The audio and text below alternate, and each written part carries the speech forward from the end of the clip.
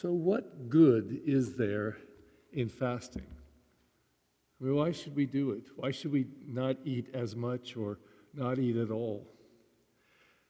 The Pharisees seemed to do it so they could check it off, so they could show everybody what they had done or not done, not eaten so much. And we could do that beautifully. We could go to a restaurant and say, I'll just have a piece of toast without any butter. I'll just have half a cup of water, please, just a half a cup. Oh, we could dramatize this and make it fantastic to watch, to look at. Look at how little I'm eating in praise of God. But the purpose of the fast is to change the heart. And this is why God seems angry in the language of the Bible, because his people are fasting, but by the end of the day, they're quarreling and fighting.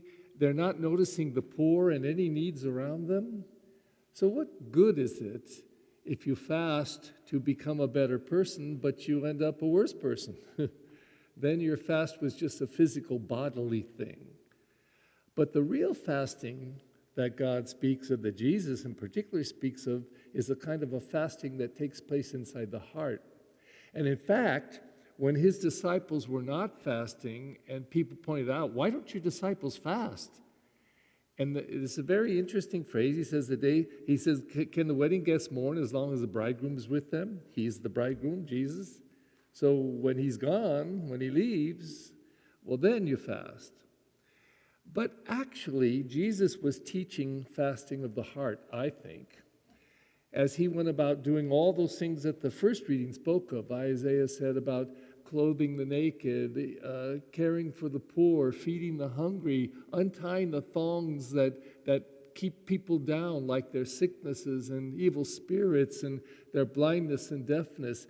And Jesus went around touching all of this, healing all of this, and then taught his disciples to do the same and sent them out as his disciples to do the same, to go out there and untie the thongs, untie the things that are oppressing people, help them be free, help them.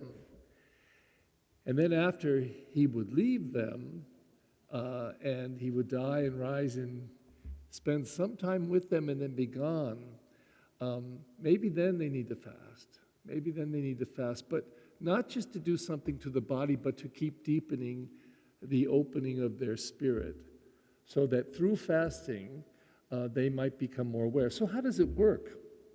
Well, if we fast, that is, we eat less, and if therefore we experience hunger physically, it is so much easier to make a connection, or it should be, with spiritual hunger.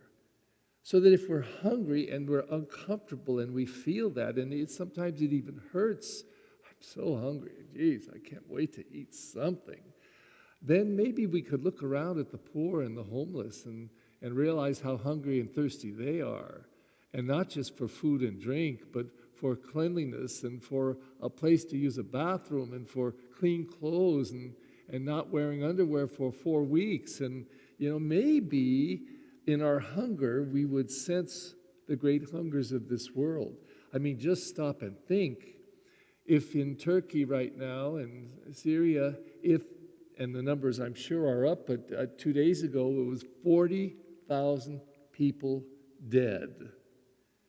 What would it be like if we woke up today and found out on the news that 40,000 Angelinos died overnight? 40,000. What would be the effect?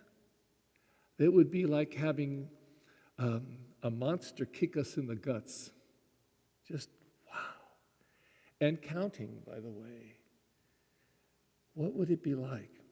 So I think this Lent and these scriptures, they talk about physical fasting, but only because that should lead us to a deeper spiritual insight, a deeper spiritual awareness. And if we fast and if we hunger and then we taste the hungers of the heart, then I think the spiritual growth that God really wants us to experience will happen even more deeply.